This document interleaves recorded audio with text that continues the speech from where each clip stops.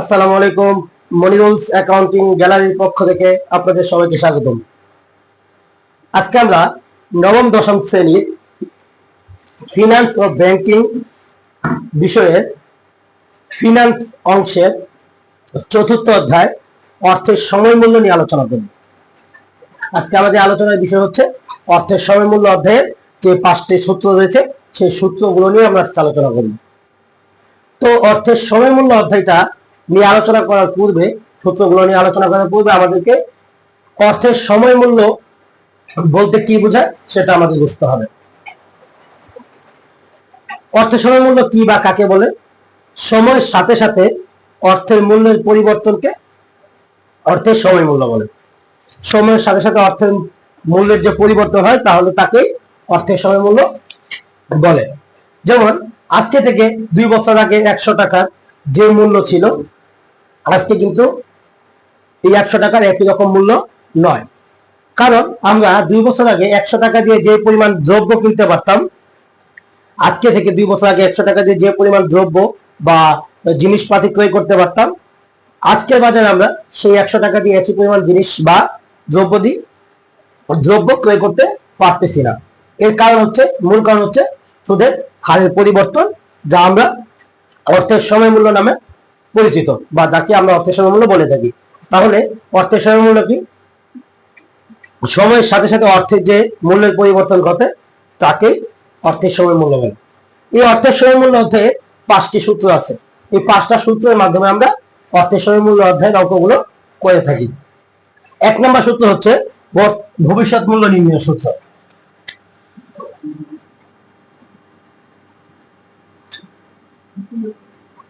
ভবিষ্যৎ মূল্য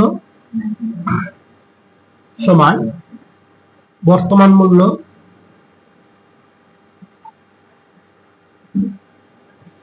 ইনটু 1 যোগ i পাওয়ার n, অথবা FV equal to PV into 1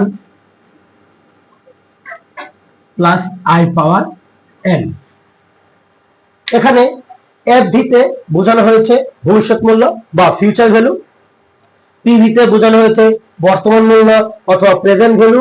1 হচ্ছে আমাদের সূত্রের, এটা আমাদের সূত্রের মধ্যে প্রয়োগ করতে হবে। i বলতে এখানে সুদের হারকে বোঝানো হয়েছে এবং n বলতে এখানে সময়কে বোঝানো হয়েছে। 2 নম্বর সূত্র হচ্ছে বর্তমান মূল্য নির্ণয় সূত্র।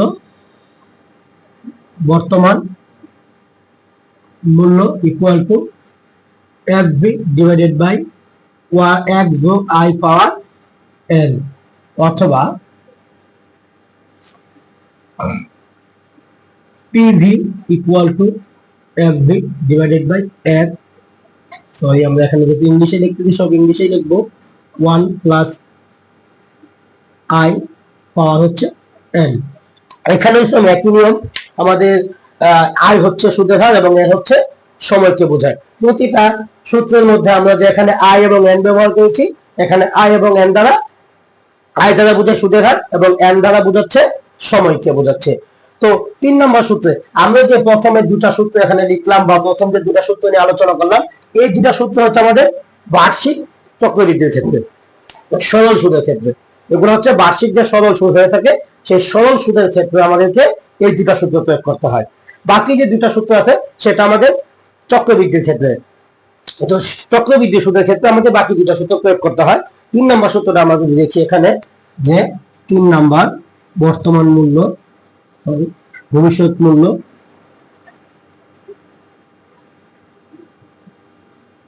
ইকুয়াল টু বর্তমান মূল্য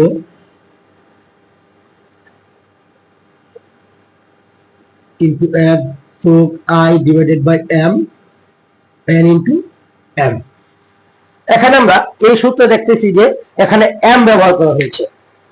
এখানে আমরা m কেন ব্যবহার করলাম? যখন আমাকে চক্রবৃদ্ধির কথা বলবে, এখানে অনেকগুলো চক্রবৃদ্ধির কথা বলা থাকতে পারে।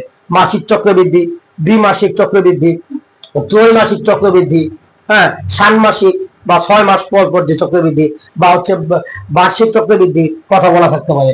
যখন আমাদেরকে চক্রবৃদ্ধি কথা বলবে তখন আমাদেরকে এখানে এমটা ব্যবহার করতে হবে। তাহলে সেম ভাবে আমাদের আগের সূত্রের মতোই আই বলতে বোঝাচ্ছে সুদের হার, এন বলতে বোঝাচ্ছে সময়, এবং এম দ্বারা এখানে বোঝাচ্ছে, আমরা নতুন করে যেখানে এমটা অ্যাড করেছি, এম দ্বারা বোঝাচ্ছে এখানে চক্রবৃদ্ধির সংখ্যা, বছরে কতবার চক্রবৃদ্ধি হচ্ছে। যদি 2 মাস পর পর হয় তাহলে বছরে চক্রবৃদ্ধি হবে 6 বার, তাহলে এম এর মান 6 হবে।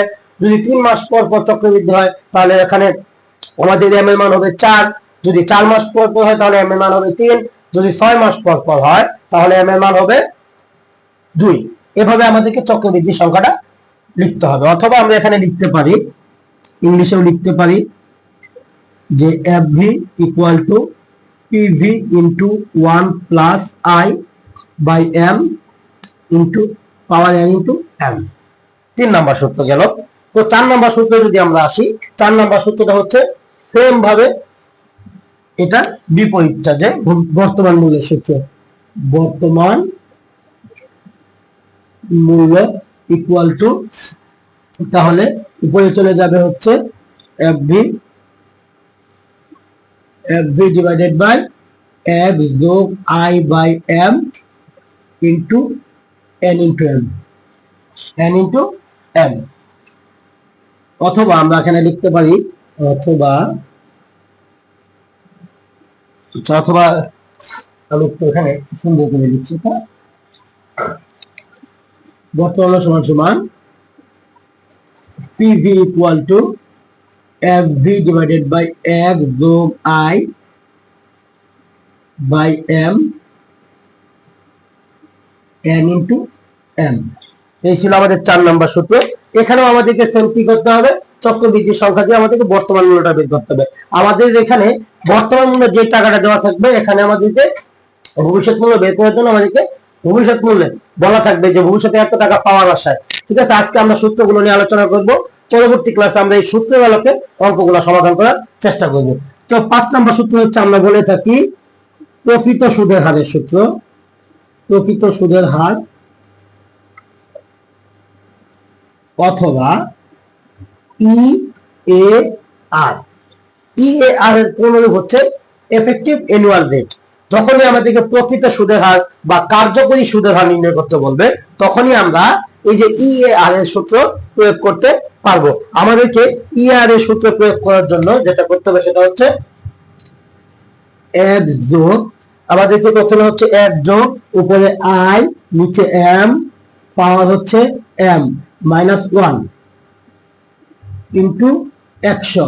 অনেক বইয়ের মধ্যে বা অনেক গাইডের মধ্যে, অনেক সূত্রের মধ্যে গুণ 100 দেওয়া নাই। আমরা যদি গুণ 100 দেই তারপরেও কোনো সমস্যা নাই, কোনো ভুল হবে না, আমাদের অঙ্কটা সঠিক হবে। কারণ আমাদের আমি শেষের যে মানটা বের করব, কার্যকরী সুদের হার, যখনই হার বলবে আমরা তখনই কি করব, 100 দিয়ে গুণ দিব। অনেক গাইডের মধ্যে বা অনেক বইয়ের মধ্যে 100 দিয়ে গুণ দেওয়া নাই। আমরা যদি গুণ দিয়ে করি ইনশাআল্লাহ কোনো ভুল হবে না, আমাদের অঙ্কটা সঠিক হবে। এই হচ্ছে আমাদের এই অর্থের সমমূল্য অধ্যায়ের 5টি সূত্র। এই 5টা সূত্র যদি আমরা ভালো করে আয়ত্ত করতে পারি তাহলে এই অধ্যায়টা আমাদের জন্য খুবই সহজ হয়ে যাবে। ইনশাআল্লাহ আগামী ক্লাসে আমরা এই 5টি সূত্রের আলোকে অঙ্কগুলো সমাধান করার চেষ্টা করব। সেই পর্যন্ত সবাই ভালো থাকুন, সুস্থ থাকুন। আসসালামু আলাইকুম।